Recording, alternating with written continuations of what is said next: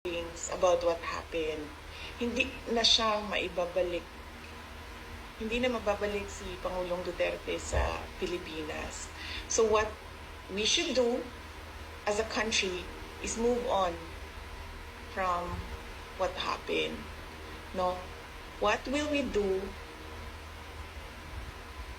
as our ways forward as a country and as a people from what happened? Magalit man tayo, walang papupuntahan yung galit natin. Dahil hindi naman yan sila papanagutin ng pamahalaan eh. Nakikita niyo yung mga sagot nila, wala na sa ayos, wala na sa rason, wala na sa common sense, wala na sa batas. Pero walang magagawa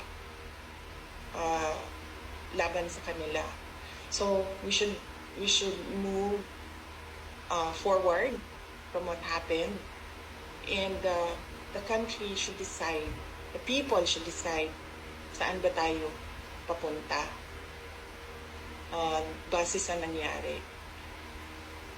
Kung meron bang traitor doon sa loob ng grupo na nag-usap sa Hong Kong, nandun ako sa kwarto sa mga nag-meeting with former President Duterte. Hindi ko matawag siguro na traitor, pero sigurado ako sa dami ng tao doon sa loob ng kwarto na yon ay meron talagang nagsasabi kung ano ang pinag-uusapan doon sa loob. Kung kanino nila sinasabi, hindi ko alam. Pero kung sino ba ang nagsabi na may traitor? So moderate sa meeting. Tinanong ko si President Duterte kung ano ang desisyon mo at ano ang gusto mong gawin. Ang sinabi niya, gusto ko umuwi sa Pilipinas. Hindi ko titira sa ibang bayan at hindi ako magtatago.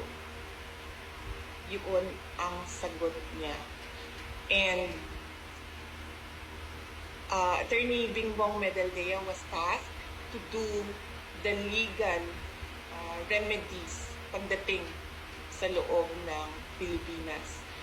Ang desisyon na agahan yung flight, ang flight nila ay alas 4, ang desisyon na agahan yung flight ay galing kay Pangulong Duterte dahil ini-expect niya dadalhin siya sa korte. Kasi yun ang dapat na ginawa doon sa arrest warrant.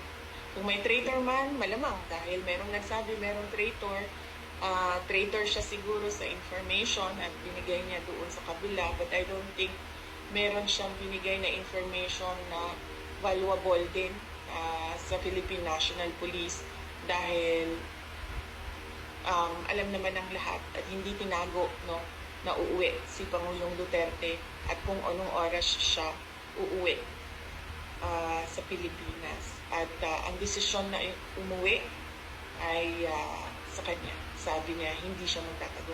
Uuwi siya ng bayan niya.